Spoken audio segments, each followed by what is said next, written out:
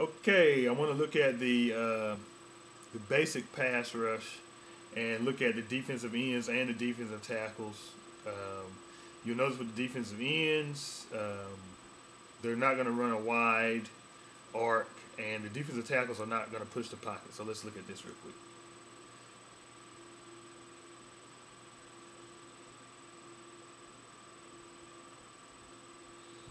So the defensive ends basically have a straight line logic. So rather than trying to run outside here, rather than trying to run outside out here and come around, they just sort of run into the tackle. And of course this makes it easy for this guy, if he wanted to scramble over here or to scramble over here. Now the ends might get off their blocks faster than they normally do. However, I've played in several online and league games where if you don't use the contain, which does sort of neuters your rush, if you don't use the contain, then this guy can easily get outside. So that just, sort of gets people to bring blitzes up the middle, which is something that I know developers, the developer wants to try to neuter as well. So this is the basic pass rush, which, I mean, it doesn't look great, but it's serviceable.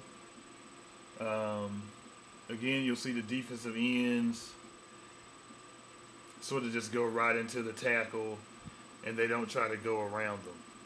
So what I want to do is look at user control.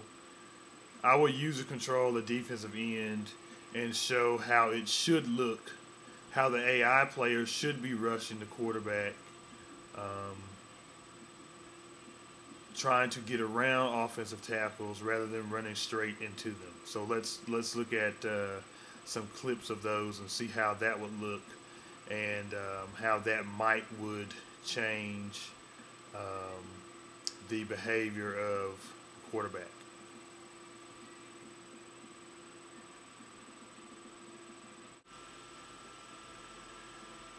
In these next few panels or clips, you will notice I'm going to control the defensive end.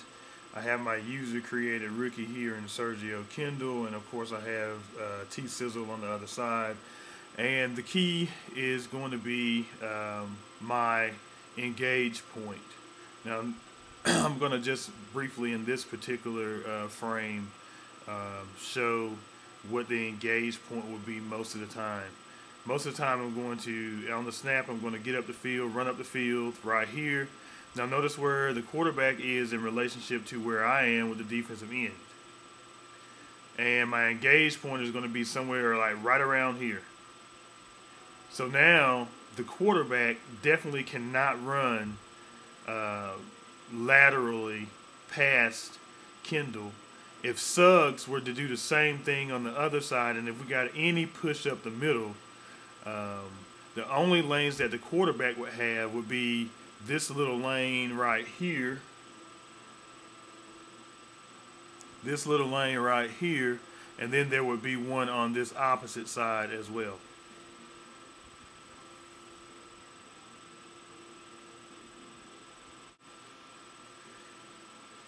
In this particular shot, I think this would be perfect. If our AI defenders, the defenders that are on my team, I have to emphasize that. If our AI defenders would play this way, it would be absolutely fantastic while we take a man in coverage. Now watch. I'm going to control Kendall here, and watch the spin move that happens up the field rather than at the line. Again, I'm going to run the arc, and then as soon as I get up here, we make an engagement. Then we get the spin move back to the inside. We beat the offensive tackle. Now it's get to the quarterback. Now, what would have been great, what would have made this even better, because this is the AI and it doesn't scramble, a human person most likely would. But because this is the AI and it doesn't scramble, then we can get away with Suggs going into the tackle rather than running the same arc that I do on the other side. Ideally, Suggs should be running the same arc that I run. Now, what he pulls off when he engages the tackle probably would be different, but having both guys go up the field at the same time is ideal.